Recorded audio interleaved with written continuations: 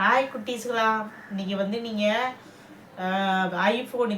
ஃபோனுக்கு சண்டை போட்டுட்டு டிவிக்கு எல்லாம் சண்டை போட காலம் போயிட்டு இப்போ ஃபோனுக்கு அதிலே ஃபோனில் நார்மல் ஃபோன் கிடையாது, ஐஃபோன் கேட்டு சண்டை போட்டு உயிரை விடுற அளவுக்கு நீங்கள் வந்து அம்மா அப்பாவை பிளாக்மெயில் பண்ணுறீங்க.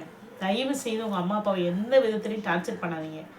அவங்க வாங்கி கொடுக்குறத வச்சு நீங்கள் சந்தோஷமாக இருங்க. நாங்களாம் அப்படி தானே தங்கங்களாக இருந்துட்டு வந்தோம். அம்மா அப்பா ஏதோ சாப்பாடு வாங்கி கொடுத்தா நல்ல சாப்பாடு, ஒரு பரோட்டா கூட எங்களுக்கு ஒரு 6 மாதம் 3 மாதம் கழிச்சு தான் வாங்கி தருவாங்க. டிவி இல்லாமல் கூழ் கஞ்சி எதோ குடிச்சு நாங்கள் வாழ்ந்துட்டு வந்து இன்றைக்கி உட்காந்துருக்கோம். உங்களுக்கெல்லாம் கடவுள் வந்து அதெல்லாம் பார்த்துட்டு தான் நாங்கள் கஷ்டப்பட்டு உங்களை எப்படியாவது நல்லா பண்ணிடணும், பிள்ளைகளை நல்லா வளர்க்கணும் அப்படின்னு நினச்சிட்ருக்கோம். தயவு செய்து அடம் பிடிக்காதீங்க.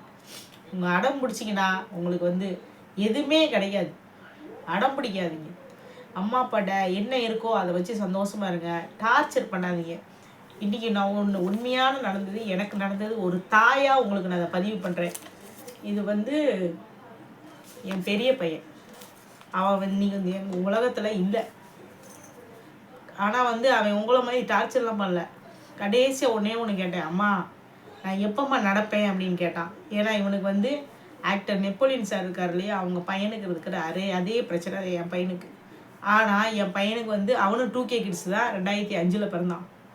ஆனால் அவன் வந்து எங்ககிட்ட எதுவுமே கேட்க மாட்டான். அம்மா நான் எப்போ நடப்பேன், ஒரு வீல் சேர் எங்களால் வாங்கி தர முடியல, எங்கள் பிள்ளைகளுக்கு அவ்வளோ கஷ்டப்பட்டேன். அந்த பையனை வளர்க்குறதுக்கு வீல் சேர் கூட எங்களால் வாங்கி தர முடியல.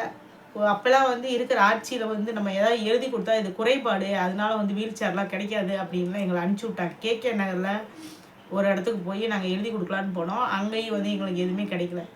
என் பிள்ளை சாகுற வரைக்கும் கேட்டது ஒன்று தான், ஒரு வீல் சேர் வேணும்னு கேட்டான். ஆனால் அதை எங்களால் வாங்கி தர முடியல. உங்கள்கிட்ட என்ன சொல்கிறேன், என் பிள்ளைகளாம் நினச்சி உங்கள்கிட்ட சொல்கிறேன், தயவு செய்து அம்மா அப்பா அவங்களுக்கு தொந்தரவு கொடுக்காதீங்க. அந்த மனவலி அவங்களுக்கு மிகப்பெரிய வழியாக இருக்கும்.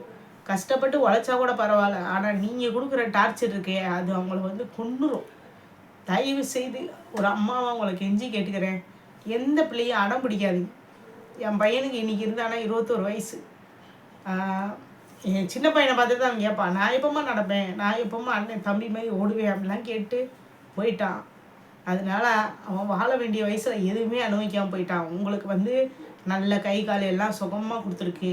அம்மா அப்பாவை டார்ச்சர் பண்ணாதீங்க. உங்களுக்கு கண்டிப்பாக உங்களுக்கு கிடைக்க வேண்டியது கண்டிப்பாக கிடைக்கும். பொறுமையாக இருந்து வாழ்க்கையை சாதிங்க தங்கங்களா.